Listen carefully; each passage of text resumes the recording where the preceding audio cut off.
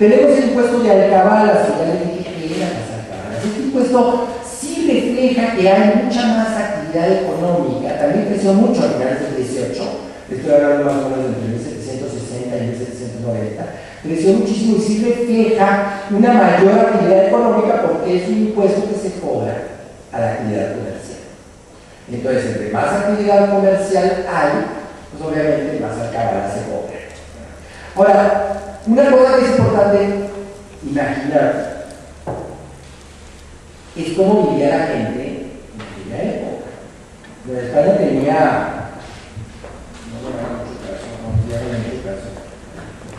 en España tenía, estoy hablando de 1810, pero no hay mucha diferencia. Tenía 6 millones de habitantes. Piensen lo que era en España geográficamente. Si son 2 millones de kilómetros cuadrados, la gente eran 4. Nada más duplicar, punto. Y había 6 millones de personas. Vamos a exagerar y digamos 10. De todas maneras eran muy pocas.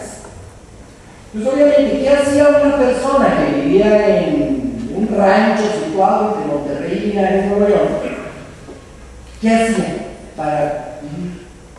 Pues sembraba su maicito, tenía sus gallinitas y allá muy de vez en cuando salía a vender, no sé, alguna tela que hizo de algún algodón que tiene por ahí sembrado para comprar un plato, una taza, una cuchara, yo no sé.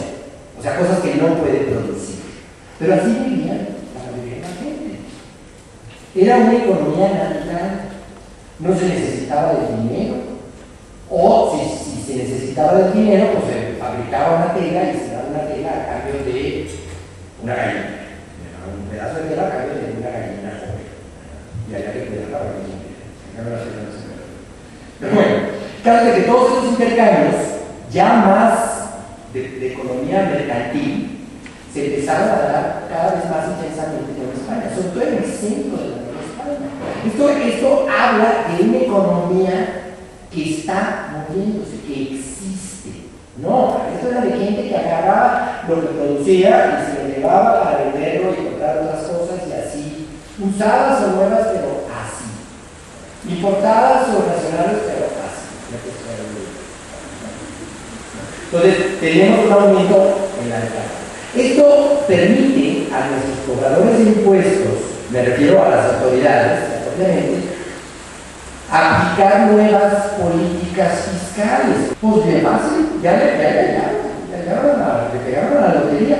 Porque ahora, cuando el rey necesite dinero, pues ya tienen quien lo cobre. Y entonces resulta que la corona española, que era un imperio enorme, una cosa descomunal, pues concitaba la envidia de las demás monarquías, específicamente de las más modernas en aquella época, que también había las ramas de Inglaterra. Y en 1762 Inglaterra ocupa La Habana y Manila, Filipinas, las dos eran posesiones españolas. Entonces esto asusta mucho a la monarquía, a la corona española, y entonces decide, obviamente, emprender todas estas reformas que les he estado describiendo, pero al mismo tiempo decide vigilar mejor su imperio. Pero para vigilar el imperio se necesita mucho dinero. Y entonces elaboran toda una reforma, entre las cuales está todo este asunto fiscal que les tengo describiendo, el asunto de militarizar los espacios, el asunto de estudiar las fronteras, envía expediciones al norte, allá a la Bahía de Nunca, precisamente para ver de qué tamaño era la dimensión de lo que tenían que cuidar, y reorganiza el imperio. Y entonces dice, Madrid tiene que pagarle a los ejércitos en todo el imperio. Pues no, porque es ineficiente. ¿Por qué no mejor hacemos de la Ciudad de México, de la Real Caja de México, una subtesorería de la de Madrid? Y entonces, más o menos, muy pronto, desde 1770 más o menos, la Ciudad de México empieza a financiar lo que se conocen los situados del Caribe. Envía dinero, y no poco, envía dinero a las posesiones españolas en el Caribe más vulnerables. Florida, que en aquel entonces, Florida Y en América Occidental de España, Puerto Rico, Cuba, Santo Domingo, Cartagena, Yucatán, Campeche y por ahí alguna otra. Esto se le conoce como situado y la Nueva España mantenía esas posesiones militares. Cuidado porque precisamente cuando Nueva España ya no puede con esas posesiones militares económicamente es precisamente cuando se empieza a desbaratar el sistema de defensa español. Y estoy hablando de los años que van de 1800 a 1808, 1809.